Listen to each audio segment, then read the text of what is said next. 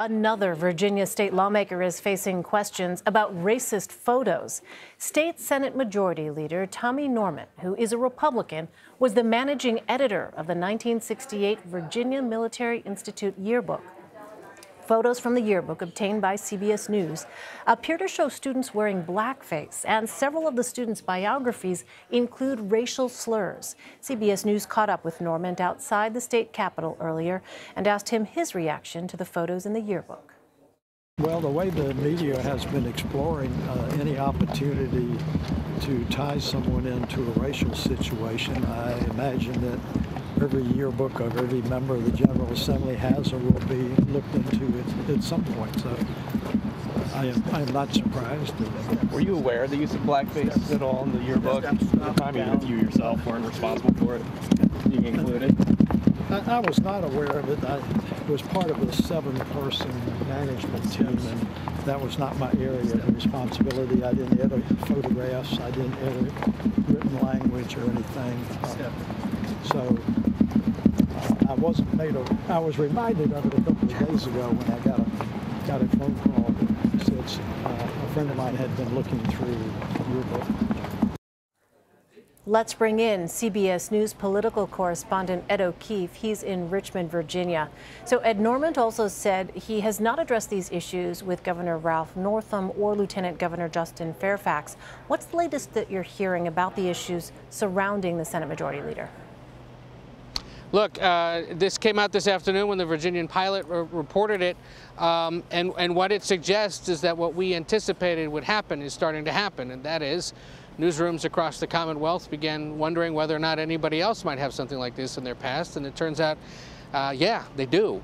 And as he alluded to there, it's likely that many other Virginians in professional positions now across politics, business, whatever, likely are familiar with or might have photos like this in their yearbooks, maybe not of them necessarily, but certainly of someone they know. This happened at VMI, of course, the prestigious military institute. He says he was part of a 7-member editing team, and he was managing editor. Last I checked, Elaine, managing editors usually have everything to do with the content, right? But he says he didn't actually help pick the photos. You figure that out.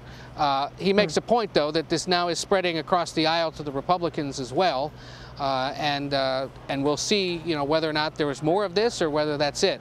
But Norment right now is locked in pretty serious budget negotiations in his chamber and with the Virginia House, and this is the week that the budget's supposed to be finished. So you lay an accusation of sexual assault and now 3 allegations of senior state leaders appearing in blackface or having had something to do with publications that publish blackface photos, and that makes for a really interesting time in this state capitol. Right. So Governor Ralph Northam is facing calls to resign over the admissions of wearing blackface, and he spoke with Lieutenant Governor Justin Fairfax today.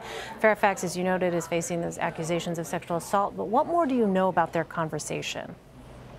We know it happened this morning just before 10:30, and that there wasn't any real discussion about resigning by either of them.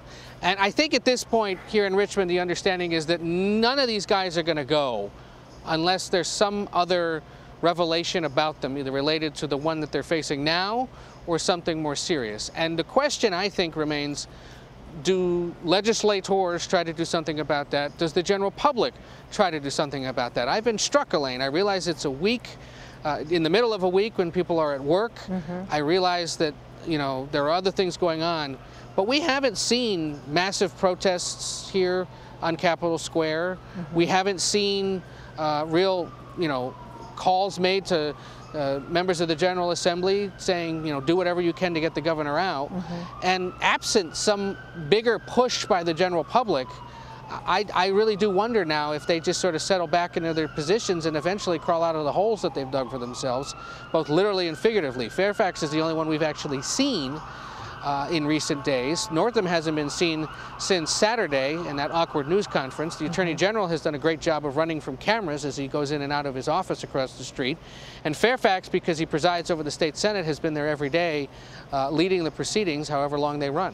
Yeah, it's really an interesting observation because obviously the presence of protesters would certainly add to whatever political pressure there was. But as you note, it's pretty quiet there behind you. Well, so some 2020 candidates are responding to these controversies. And here's what Senator Kamala Harris had to say. The history of blackface in this country is the history of racism in this country, the history of slavery in this country, the history of Jim Crow in this country. It is something that is painful for most of us to see, to hear about, and to think about. And it is, for that reason, deeply troubling that anyone in the 20th or the 21st century would engage in that kind of behavior, and it should be taken very seriously. I think there should be an investigation to determine what happened. But certainly her letter reads as it's quite detailed and suggests that there's credibility there, but there needs to be an investigation to determine what exactly happened. So Senator Kirsten Gillibrand also tweeted her support for Vanessa Tyson, the woman accusing Justin Fairfax of sexual assault. She wrote, quote, "I support Dr. Tyson. She showed enormous courage in coming forward, and her very credible claims require investigation. In this country, institutional bias stacks against survivors for the powerful. We have to support survivors first so their claims can be fully investigated." So, Ed, you've been covering this all. What do you make of these latest developments here? And now you have these very prominent Democratic women speaking out. Well, first to the idea that there would be some kind of an investigation. It's not clear from a legal standpoint what kind of investigation could occur at this point, both because it was 15 years ago and it's unclear what kind of evidence, if any, would exist. Harris is a former attorney general. Fairfax is a former federal prosecutor. I think both of them know that from a legal standpoint, at least, it's not really clear what, if anything, could occur at this point. So there's that. But the fact that 2020 presidential wannabes or declared candidates have engaged in this from the start, I think speaks quite more broadly to a few things. First of all, there are 13 electoral votes up for grabs in Virginia every 4 years. Democrats have done a great job of holding on to those since 2008, and they want to keep doing that. They realize that having these guys at the top of the ticket could complicate those attempts to win the state again in 2020. Secondly, the Democratic Party and the country overall is having some pretty frank and serious discussions about sexual assault, women's rights, civil rights, and other issues of racism in this country. And especially on the racism front, I think there was an understanding last weekend when it was just about the governor that they cannot have somebody leading a state like this that did that. Remember, Virginia has become blue in the last decade or so, mostly because people from out of state have moved in. Those that were from here, those that have grown up here, those that have made a living politically and otherwise here, know that the state's culture and level of acceptance of certain things was far different back in the day when Tommy Norment, Ralph Northam, Mark Herring were all in college, apparently posing in photos or publishing yearbooks that had them. And that's just the fact of the matter here. This is the former seat of the Confederacy. This was the capital of the Confederacy. There are still some Confederate-era statues in that building. And you know, that is put up against the reality of the state now, which is one that is becoming far more diverse, far more liberal.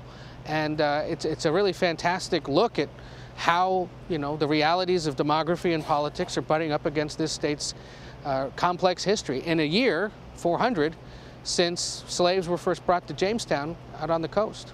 All right, Ed O'Keefe for us in Richmond, Virginia. Ed, thank you very much.